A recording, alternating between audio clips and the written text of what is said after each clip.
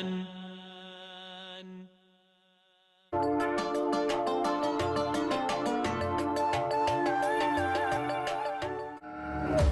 اليوم يسمونه الناس يوم الشد.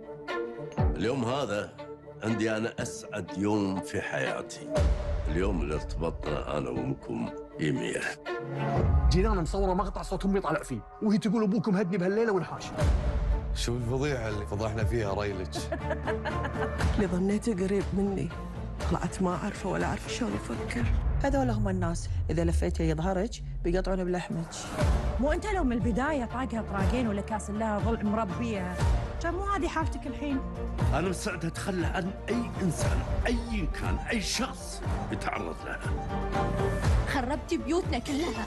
ظهرنا حبل الكذب صدق قصير. كذبة إبريل يومياً 8:15 مساءً على خليجية.